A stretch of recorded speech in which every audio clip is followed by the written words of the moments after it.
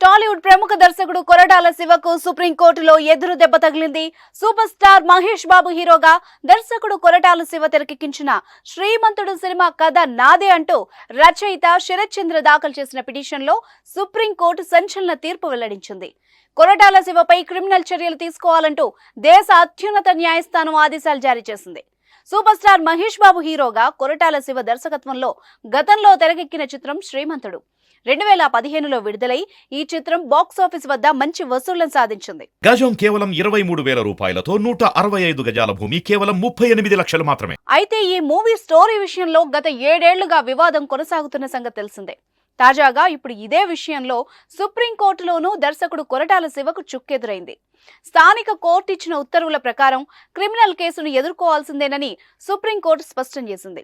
శ్రీమంతుడు కథను స్వాతి పత్రికలో ప్రచురించిన కథ ఆధారంగా కాపీ చేశారంటూ రచయిత శరత్ చంద్ర గతంలో హైదరాబాద్ నాంపల్లి కోర్టులో పిటిషన్ వేశారు. ఆయన పిటిషన్పై విచారణ చేసిన న్యాయస్థానం దర్శకుడు కొరటాల శివపై క్రిమినల్ చర్యలు తీసుకోవాలని ఆదేశించింది.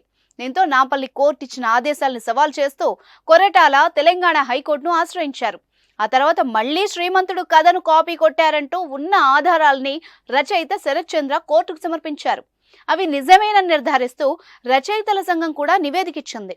ఆ నివేదికను పరిగణలోకి తీసుకున్న తెలంగాణ హైకోర్టు నాంపల్లి న్యాయస్థానం ఉత్తర్వులను సమర్థించింది. దీంతో కొరటాల శివ సుప్రీంకోర్టును ఆశ్రయించారు. ఆయన దాఖలు చేసిన పిటిషన్ పై జస్టిస్ హృషికేశ్ రాయ్, జస్టిస్ ప్రశాంత్ కుమార్ మిశ్రాలతో కూడిన ధర్మాసనం విచారణ జరిపించింది. సినిమా రిలీజ్ అయిన 8 నెలల తర్వాత రచయిత శరత్ చంద్ర కోర్టును ఆశ్రయించారని, హైకోర్టు స్థానిక కోర్టు తమ వాదనలు ఎక్కడా పరిగణలోకి తీసుకోలేదని కొరటాల తరపున సీనియర్ న్యాయవాది నిరంజన్ రెడ్డి వాదనలు వినిపించారు. అయితే రచయితల సంఘం నివేదిక ఆధారంగా స్థానిక కోర్టు నిర్ణయం తీసుకుందని, తీర్పులో స్పష్టమైన అంశాలున్నాయని సుప్రీం ధర్మాసనం పేర్కొంది.